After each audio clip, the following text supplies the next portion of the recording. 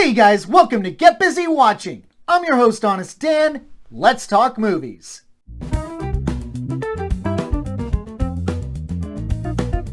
Welcome to my rapid fire. Let's get to it.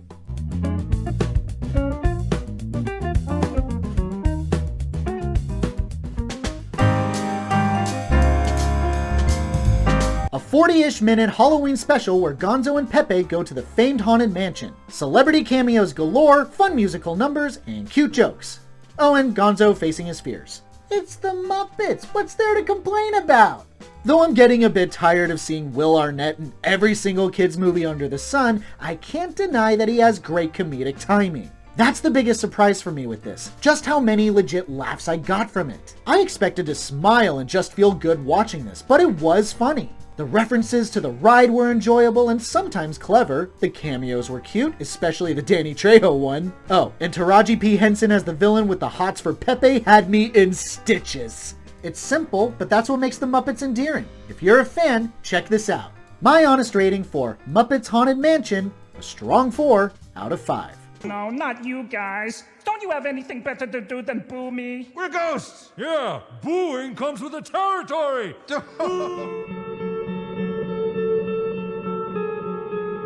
Rebecca Hall is dealing with the suicide of her husband. She starts having spooky, out-of-body dreams and starts uncovering the secrets her husband left behind. It was so close to being one of the best horror films I've ever seen. Still love it though.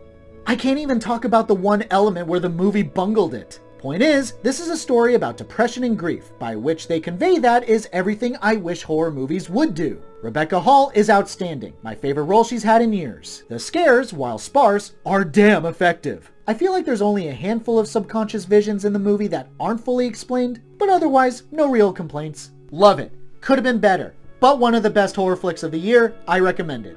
My honest rating for The Night House, a strong 4 out of 5.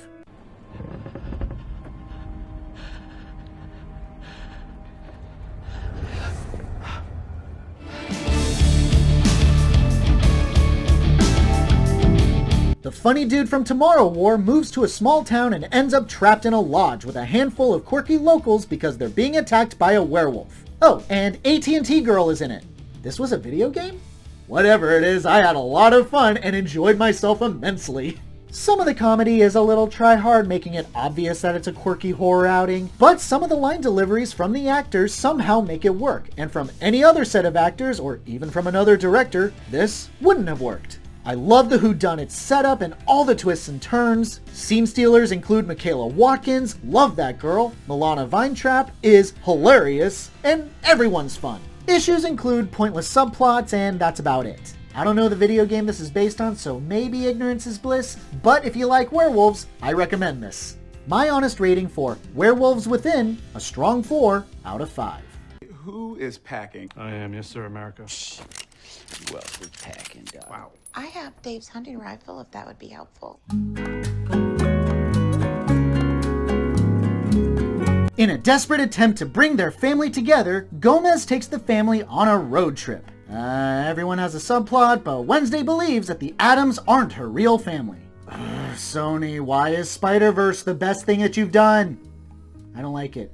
Why are we rehashing the plot of the first film, with Wednesday branching away from her family? For that matter, why does everyone in this family need a subplot? Grandma's throwing a failed rager at home, Fester is turning into Cthulhu, Pugsley wants to be a hit with the ladies. Why can't the family as a whole have a unified obstacle like they always did in the show? Some jokes landed, it wasn't a horrible time, but it's just another subpar family-friendly animated flick. Please, no more, I'm begging you. Just watch the original stuff, it's so much better. My honest rating for The Addams Family 2, a weak 3 out of 5. Make memories, giving hugs. It's torture, and not the fun kind like putting leeches in Pugsley's briefs. Michael Myers survives the burning house and goes on his signature killing rampage. The town locals band together to take down Michael, but Judy Greer just wants to protect Jamie Lee Curtis. It sucks and it's boring. And the fact that I use that adjective should be an insult to fans everywhere. Regardless of your feelings for the previous flick, this is an incredible downgrade. I love the idea of a bunch of people trying to beat Michael themselves, but it's wasted on quick kills on small groups of people who are ultimately stupid as hell. Even when you get the massive bloodbath, it's at the end in a borderline montage. Also, it's boring! Very little happens and what does feels arbitrary. By the end, I felt hollow and neither frightened nor entertained. One of the big disappointments of the year. If you liked the first one, do yourself a favor, skip this. My honest rating for Halloween Kills, a week 3 out of 5. We need all of you. Evil dies tonight. Evil dies tonight. A chauffeur gets roped into a vampire power struggle, driving around a pair of lady vampires going on a killing spree of their competition. And Megan Fox has one scene shot in one day. I want to like it, but it's so damn stupid that I gave up on it halfway through and stopped caring. At its core, it's a weird romance story between characters with no chemistry. Beyond that, there's so many moving parts and factions at play that it's hard to keep up with who's who and whose side they're on. Needless to say, a ton of forgettable characters, lame action scenes, lame violence, writing, nothing really comes together as anything entertaining. I will praise the performances out of the actors despite some of the characters being royally stupid, and that's kind of it. I wouldn't put this on unless it's just in the background and nothing else. Not recommended. My honest rating for Night Teeth, a week 3 out of 5.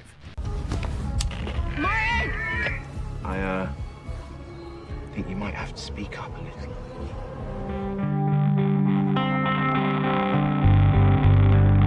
Anna is teleported to an island inhabited by girls who kill men for sport and live their best lives. I don't dislike it, I can appreciate what I think it's going for, but the metaphor is very confused. It's a misandrist kind of flick. Pro-female, all men are bad, as exemplified by these women killing men for funsies. Most, if not all of them, are innocent. Kinda like sirens from folklore, but with a 40s or 50s spin. What I appreciate is that this does feel like a commentary on modern cancel culture and the misguided women on the internet blatantly hating men for no reason. What I also appreciate is that Anna knows this isn't okay, so it's not glorified. Where it falls short is the character development. Anna bounces from being enamored by all this to not approving at random. I think there's a lot to respect in this. Great acting, great cinematography. I think the metaphor is just a little flawed. My honest rating for Mayday, a strong 3 out of 5. I made you into a hero. You made me into a psychopath. It's the same thing!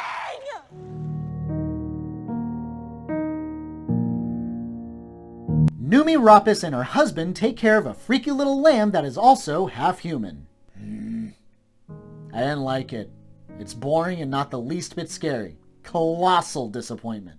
I don't even think this movie is a horror flick. IMDb says it is, but Wikipedia says it's just a drama. What the hell am I supposed to believe here? It's closer to a day in the life movie with a weird twist that this couple's child has the head of a lamb. What do they do but just work on their farm and every so often Ada tags along? The uncle only sees an animal and tries to kill Ada, but randomly changes his mind. He also has the hots for Numi. I just don't get what the point of this is. By the end, all I walked away with was a hollow, meaningless movie that's just unpleasant to watch. Zero chills, no real care for the mystery, it's just a boring drama about this family and their weird lamb child. My honest rating for Lamb, a 2 out of 5.